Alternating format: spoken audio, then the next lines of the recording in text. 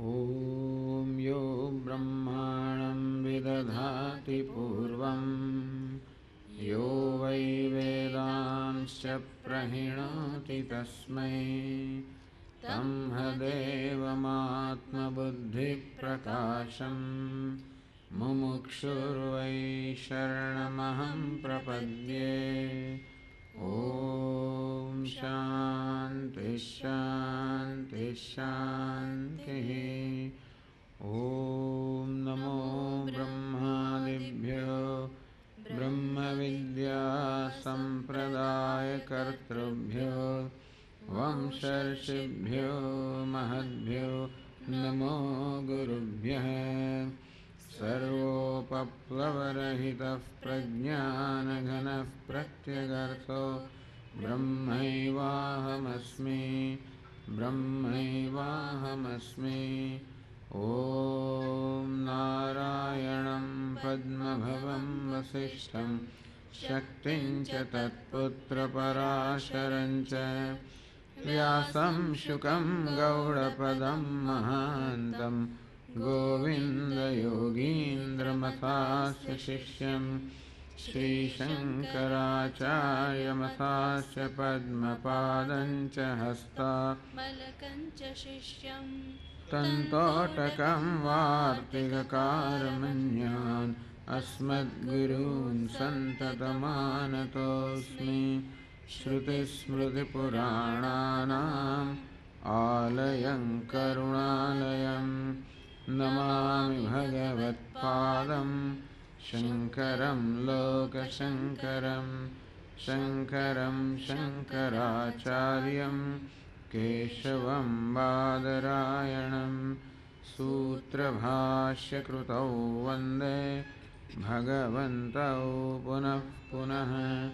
ईश्वरो गुरुरात्मेति मूर्तिभेदविभागिने व्योमवद्व्याप्तदेहाय दक्षिणामूर्तये नमः।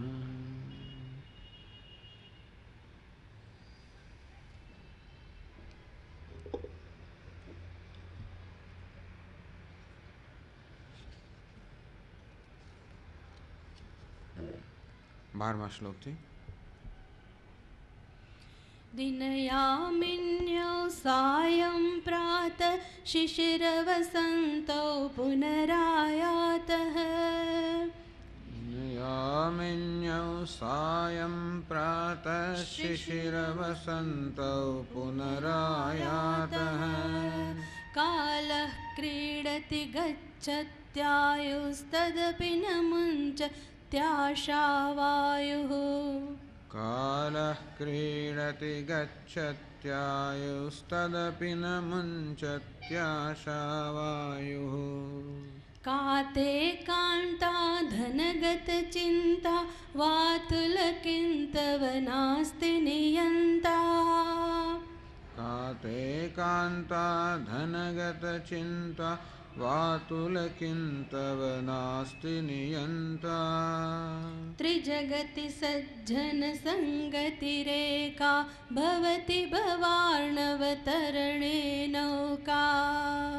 त्रिजगति सज्जनसङ्गतिरेका भवति भवार्णवतरणे नौका। जटिलो मुण्डीलुञ्चितकेशः काषायाम्बरबहुकृतवेषः।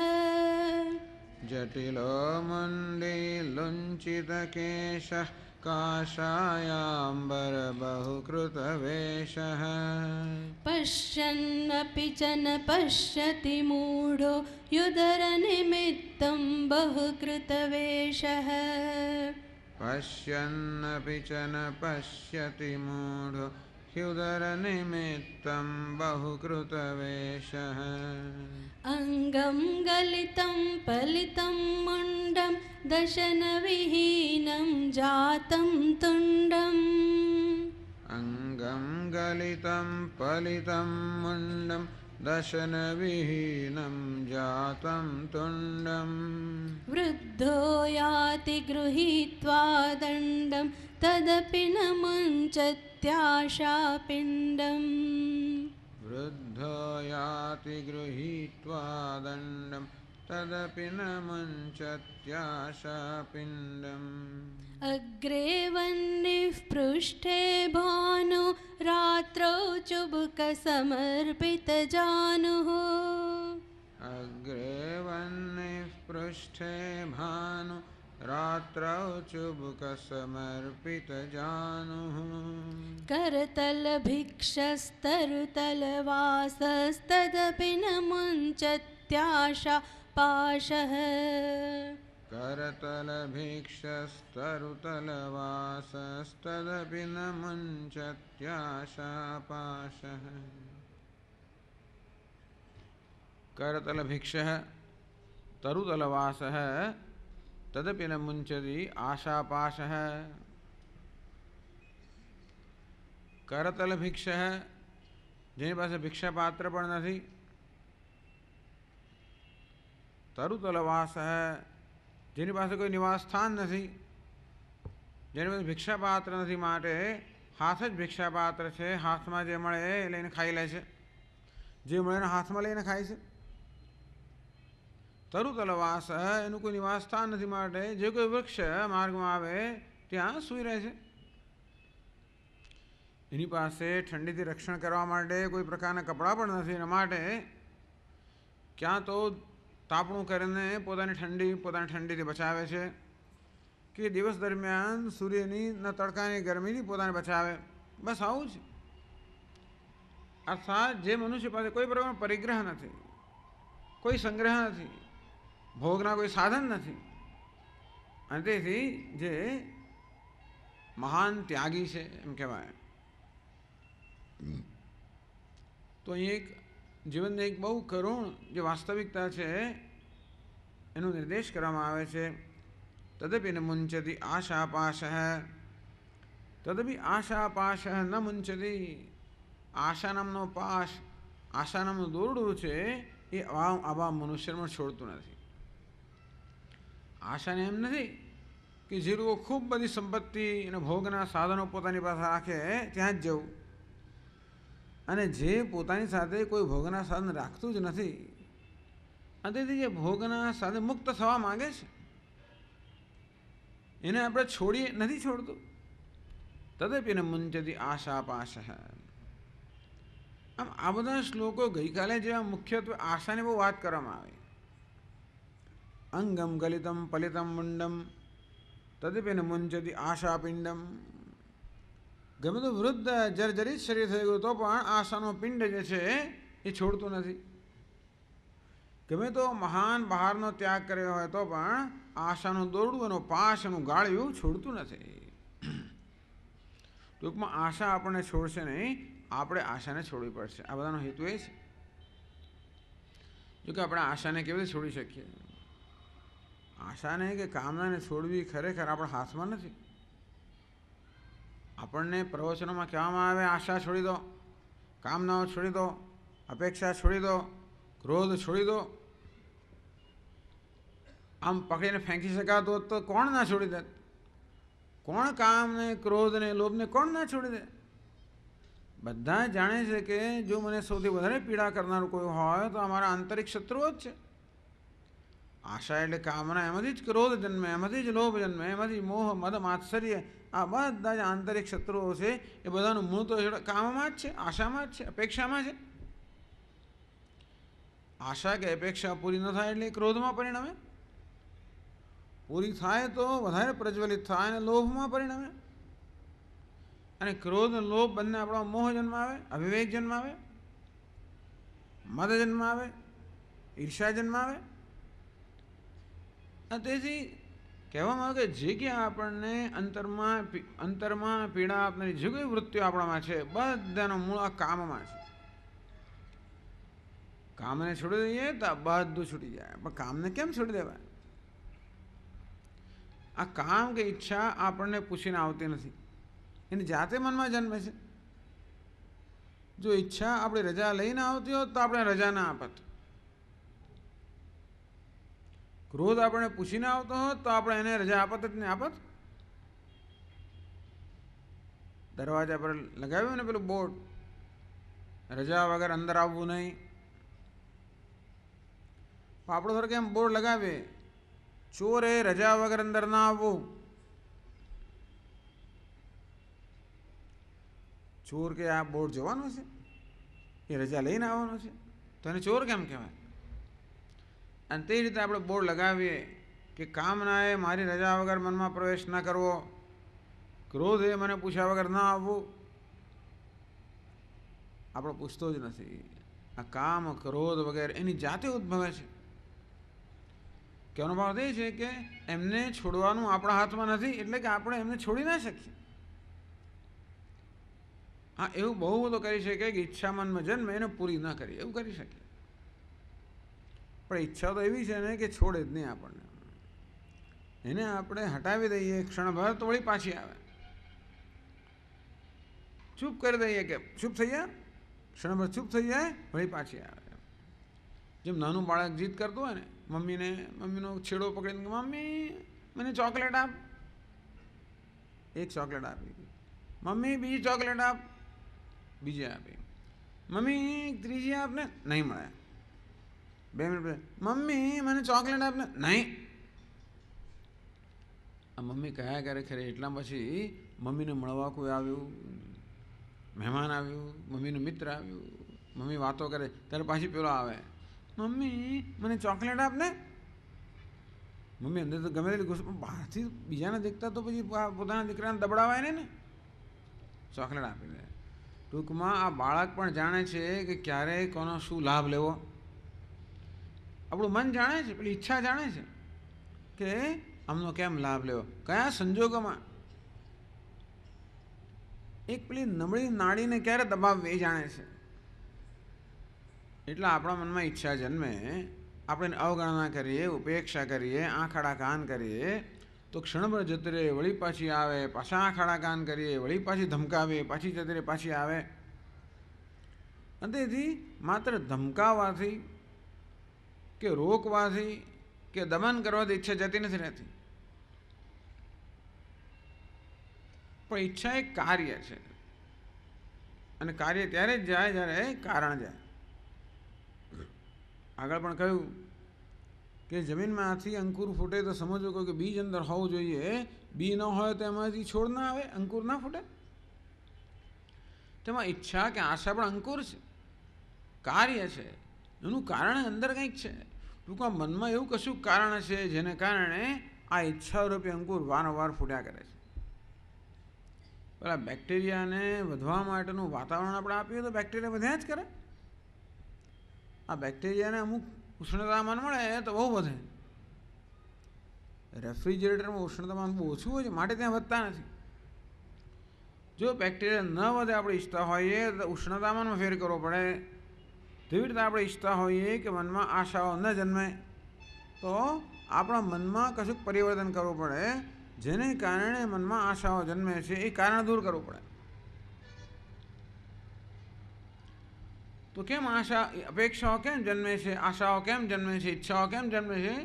આગળ કીધું એ પ્રમાણે મનમાં અધૂરપ છે, ઉણપ છે, અભાવ છે, શૂન્યતા છે, ખાલીપણું છે, દિલગીરી છે, અફસોસ છે, વિષાદ છે. આવું જ્યારે મનમાં હોય ત્યારે આ ઈચ્છારૂપી બેક્ટેરિયાને વધવા માટે ખૂબ સરસ વાતાવરણ છે. તો કયું વાતાવરણ છે જેમાં ઈચ્છા ન જન્મે? પ્રસન્નતા. મનમાં પ્રસન્નતા હોય તો પછી ઈચ્છા ન જન્મે. તો જ્યાં કામેશ, ક્રોધેશ, રજોગુણ સમુદ્ભવ, જ્યાં રજોગુણ છે ઈચ્છા જન્મવાની, સત્વગુણ છે ત્યાં આ ભોગની ઈચ્છા જે છે એ ભોગની ઈચ્છા શમી જવાની.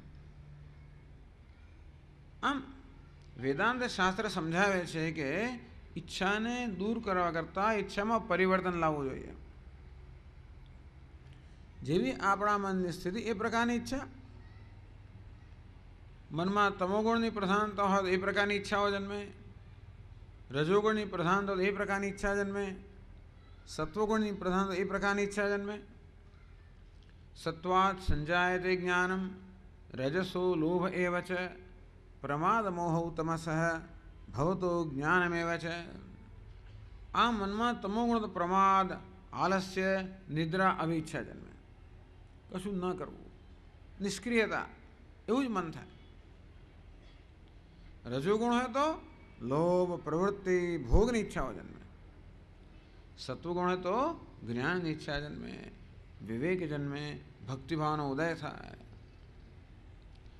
એટલે આપણે ઈચ્છીએ છીએ કે આપણા વ્યક્તિત્વમાં આપણે પરિવર્તન લાવીએ. એને માટે જ આપણું આ સક્રિય જીવન છે. ભગવદ્ ગીતામાં જેને કર્મયોગ કહેવામાં આવ્યો, આમ દરેક મનુષ્ય સક્રિય જીવન જીવે. ગૃહસ્થાશ્રમનું જીવન છે કે સક્રિય જીવન જે છે એને માટે જેથી કર્મ કરતાં કરતાં, વ્યવહાર કરતાં કરતાં ધીમે ધીમે ધીમે આપણા મનમાં પરિવર્તન આવે. આપણી તામસિક જે વૃત્તિઓ છે, તામસ વૃત્તિઓ છે એ ધીમે ધીમે રાજસીમાં પરિવર્તિત થાય અને રાજસી વૃત્તિઓ છે એ ધીમે ધીમે સાત્વિકી બને. એટલે ભગવાન બહુ સરસ બોધ આપે ભગવદ્ ગીતામાં. નિયતમ કુરુ કર્મત્વમ કર્મજ્યાયો હ્યકર્મણઃ શરીર યાત્રા પિચતે ન પ્રસિદ્ધેત અકર્મણઃ. જે તમો ગુણ હોય તો હંમેશા નિષ્ક્રિયતા, કશું કરવાની પ્રેરણા જન્મે જ નહીં. છોડી દેવાનું જ મન થાય. એ ત્યાગ છે ને એ તો કેવો છે? તામસ ત્યાગ છે. નિયતસ્ય તુ સંન્યાસ કર્મણો નોપપદ્યતે મોહાત તસ્ય પરિત્યાગ તામસ પરિકીર્તિત. જે નિયત કર્મ છે, કર્તવ્ય કર્મ, આપણી ફરજ છે એનો ત્યાગ તો ન કરવો જોઈએ. મોહાત તસ્ય પરિત્યાગ. તો આ 16મા શ્લોકમાં જેનું વર્ણન કરવામાં આવ્યું એણે કર્મનો ત્યાગ તો કર્યો છે. અર્થાત હવે કોઈ એને વ્યવહારિક કોઈ ફરજો નથી, કર્તવ્ય કર્મ નથી, કોઈ જવાબદારી નથી, પણ ત્યાગ કેવો છે? મોહાત તસ્ય પરિત્યાગ. ક્યારેક માણસ કર્મનું મહત્વ ન સમજે, કર્મનું મૂલ્ય ન સમજે. કર્મ તો બહુ મૂલ્યવાન વસ્તુ છે. ઈરાદાપૂર્વકનું કર્મ કરવું, એ કર્મ કરવું એ તો ભગવાનની મોટી ભેટ, કર્તૃત્વ ભાવના જે છે એ ભગવાનની મોટી ભેટ છે. એ મોટું રત્ન છે. એ રત્ન બહુ મૂલ્યવાન છે અને તે તેનો સદુપયોગ કરવો જોઈએ. પણ કાચાર્થમ વિસ્મૃતમ રત્નમ. ક્યારેક પેલો કાચનો ટુકડો પેલા રત્ન કરતાં વધારે ચળકાટ મારતો હોય માટે કાચના ટુકડાને લોભમાં કે કાચના ટુકડાને પકડીને રત્નનો આપણે ત્યાગ કરીએ, એવું ક્યાંક થતું હોય. એનું નામ છે મોહ, અવિવેક.